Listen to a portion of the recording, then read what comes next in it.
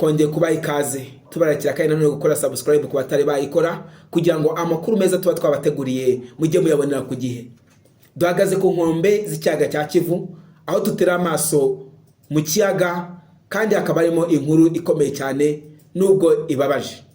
Ubwato bwari butwaye abarenga 100 bwarohamye mu cyaga cya Kivu.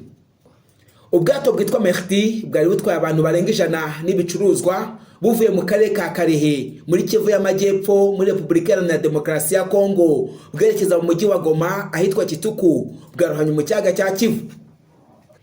Impanuka yabaye kuri uyu wa gatatu Ukwakira 2024 mu masaha saa 3 bitewe nuko ubu bwato bwari butwaye ibintu n'abantu birenze ubushobozi bwabo.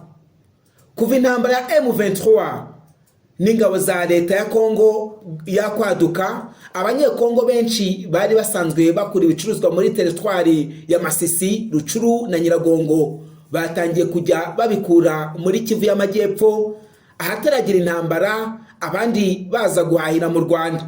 Gusa bitewe n'ibicuruzwa byinshi bikenerwa mu mujyi wa Goma, abanyekongo bajya kurangura bituma bapakira ibirengeje ubushobozi bw'ubwato bubyikorera, bikaba impamvu mu biteza impanuka mu mazi y'icyaga cya Kivu. Françoise na Muganga, umuyobozi w'agace ka Cyeshero hafi yahaguye ubwato, avuga ko bikomeje kugorana kumenya abari mu bwato, abatabawe n'abarohamye.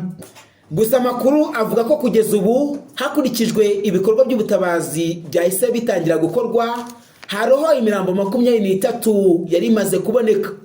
Mu buruhukiro bw'ibitaro bikuru 6 bajyanwa mu bitaro bya Cyeshero, naho 2 bajyanwa mu bitaro bya Providence, mu gihe abandi bakiri gushakishwa.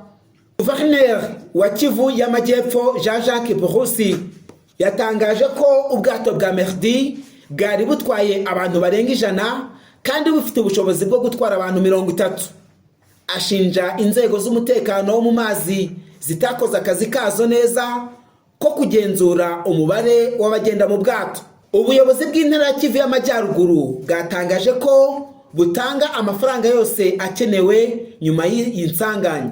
Ubuyobozi bw'intara ya Kivu y'Amajyaruguru bwatangaje ko butanga amafaranga yose akenewe. Ubuyobozi bw'intara ya Kivu y'Amajyaruguru bwatangaje ko butanga amafaranga yose akenewe nyuma y'insanganya. Inzira y'amazi ni ikoreshwa mu guhuza umujyi wa Goma na Bukavu, kimwe n'utundi duce dukomeje guhahirana na Goma kubera intambara ikomeje guca ibintu mu nkengero za Goma. Umujyi wa Goma utuwe n'abaturage barenga 1.5 miliyoni, bagowe no kubona ibibatunga kuko byinshi ubu biza muri uyu mujyi binyuze Goma. Utuwe n'abaturage barenze 1.5 miliyoni, bagowe no kubona ibibatunga kuko byinshi ubu biza muri uyu mujyi binyuze mu nzira y'amazi, ibindi bigakurwa mu Rwanda.